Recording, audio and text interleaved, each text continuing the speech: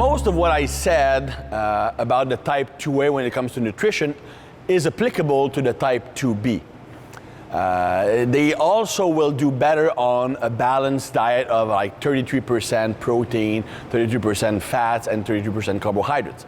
The main difference is that, generally speaking, the 2Bs tend to be more insulin sensitive naturally. When I'm thinking about a 2B, I'm thinking about John Meadows. John Meadows is a typical type 2B guy, and John does really well on carbs. He has very good insulin sensitivity. Of course, he does many things to improve his insulin sensitivity with the proper supplementation, good food choices, low inflammatory diet, and stuff like that. He's very health conscious, super smart guy. But being a 2B is naturally a bit more insulin sensitive. So that means that the 2Bs can have larger carbohydrate feeding at any given time.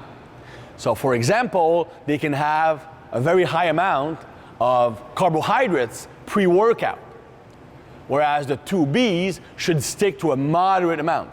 So because the 2Bs are more insulin sensitive, having that one large carb feeding at any given time can be used to have a specific effect. Like having carbs, a large amount of carbs pre-workout can be very anabolic because it will increase the activation of mTOR, which triggers protein synthesis and muscle growth. It can also increase protein transport inside the muscle while you're training. So the muscle you're training will receive more nutrients, so you can actually build more muscle that way. Having carbohydrates pre-workout will also decrease the cortisol response, because if there's plenty of carbohydrates available in the bloodstream when you're training, you don't need to mobilize as much, or you don't produce as much cortisol.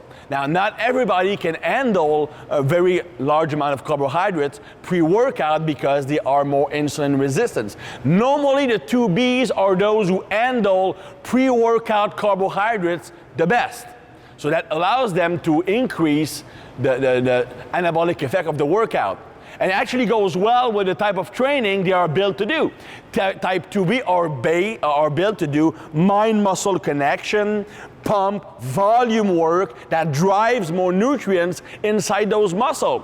So that's why they will do better if they use that large carbohydrate and protein feeding pre-workout. Whereas the type 2As will do better with more moderate carb feeding to reach that 33-40% of carbohydrates in their diet. They can still use the pre-workout carb strategy, but because of poorer insulin sensitivity, they should stick to about 20-25 grams pre-workout with probably 10 grams of MCT oil.